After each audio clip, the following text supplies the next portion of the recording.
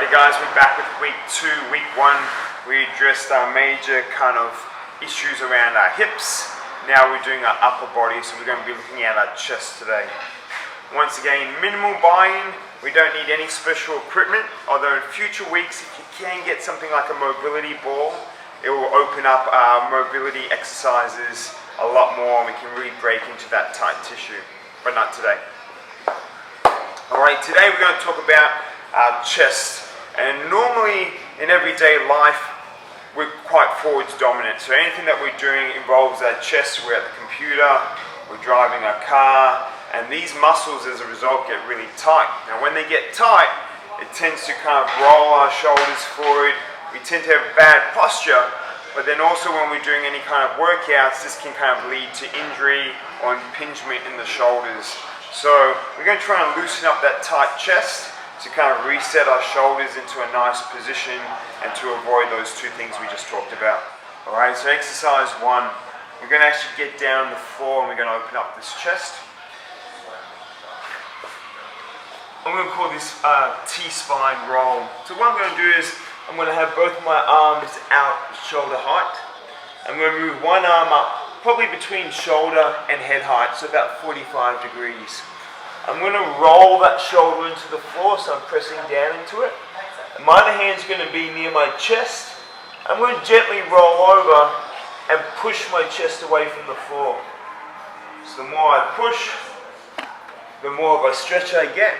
And then I'm going to turn over and do the other side, hand close to the chest, rolling over. I'm literally trying to get my top shoulder stacked on top of my bottom one. So gentle, couple of seconds and reset. The great thing about this is that I can change the angle of my arm to get a different stretch. So if it's right out to the side, it's getting my pec major. If I'm coming up to the top a little bit more, it's getting more my pec minor. Alrighty. So let's talk about how that really opens that up. Another version that we can do, which is a bit more traditional, and you'll see a couple of people at the gym do this. They tend to do this kind of stretch here with their arms straight. What I want us to do is bend that elbow so we're at 90 degrees. As we do this now, it's not going to load up the elbow, and we're going to get the stretch where we want in our chest. And instead of kind of leaning forward into it, I'm actually twisting, I'm rotating away from the rig to open up that chest. Once again, this arm is at 90 degrees. I can raise that arm up just a little bit, and suddenly it's getting more pec minor instead of pec major. Alright? So we're looking at 2 minutes each side, or if we're on the floor there, we can just combine that if we're going side to side to side. So that's our first one for our chest. Alright, this next one's called our sink mobilization. I'm just kind of set up here as if it was kind of the edge of our sink in our kitchen. But you can kind of use anything. It may be the fence, in your yard, or it could be a balcony that you're hanging onto. Anything that's kind of like a horizontal pole or post, and that's going to work perfect for us. So what we're going to do is it's going to open up our shoulders a lot, and this is actually really beneficial for, especially if you're runners, and when people kind of run, if they're really tight in their shoulders, their elbows will flare out. And this is actually a really poor position. It can actually lead to injury in our lower body if we're flaring out our elbows. So we want to have the ability to keep those elbows tucked in nicely, and this is going to help with this. So I'm going to grab on, try and get my hands as close together as possible, and I'm literally just going to get into a bit of a lunge. I'm going to lean forward. I'm going to let gravity do the work. I'm just going to relax here. So it's a really simple opener up of the chest and the shoulders, and we can kind of just use any piece of equipment that we have at home.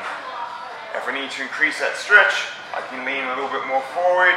I can even tilt my head to the side, get a bit of my traps as well, and find new areas. So really easy to do. Once again, 2 minutes, hanging out here. One last stretch to come. Bonus stretch today for our shoulders and our chest.